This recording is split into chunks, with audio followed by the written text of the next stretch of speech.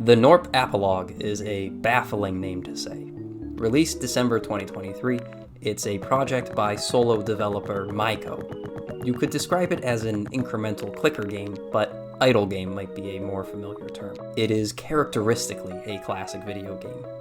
Graphics are reminiscent of an old arcade box with their pastel darkness and the light dazzle of the objects, and the sound has that crisp chipperness of the pre-console era. The game has a simple and fundamentally addictive gameplay loop. We control a colony of Gnorps as they try to mine a rock. We can click the rock to splinter shards from it, and click the shards to push them towards the collection point. But it's a lot easier to build a town of Gnorps that will do the work for us. There are Gnorps who collect shards, and Gnorps who slam their bodies against the rock to mine shards.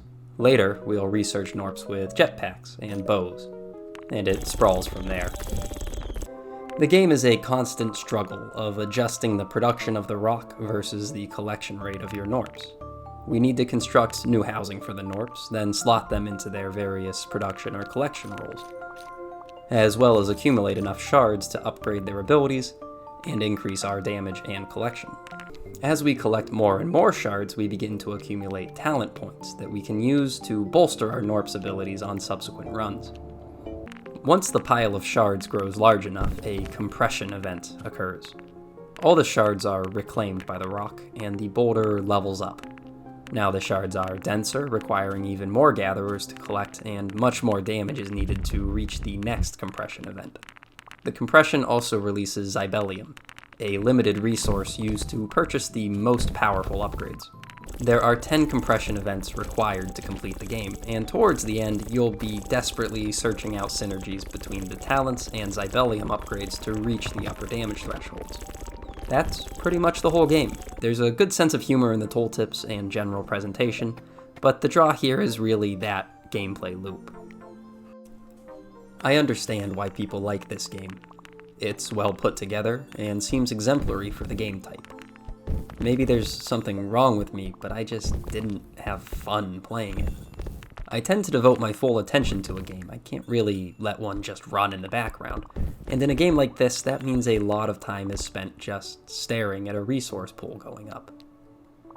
There's a bit of planning at the start of the cycle, but then I might as well be looking at a loading screen for an hour. And as I said, it's weirdly addictive. I put almost 20 hours into this game. Probably 15 of those involved staring expectantly at the screen and taking no action. At the end, I just felt empty. On the pain scale, I'd rate this as an extremely painful game. It's a completely subjective opinion. I think what the developer has done is tremendous, especially for a first-time release, and the game does have a certain panache that is very charming. I genuinely wish the dev the best of luck. It seems like it's selling well and has really grabbed its target audience. But I don't think I'll ever be a part of that audience. I haven't played very many incremental or idle games, only Cookie Clicker and Adventure Capitalist, but I run into the same issue with all of them. At a certain point, they numb and darken my brain. I can't help but feel there is no human spirit or soul or anything like that inside me. Just faint electrical impulses twitching in a fleshy computer, deriving dim pleasures from a number increasing on a piece of glass.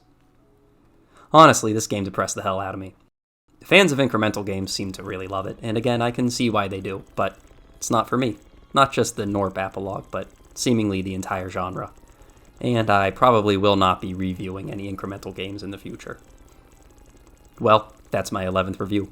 Thanks for sticking with me during this weird little breakdown. See ya!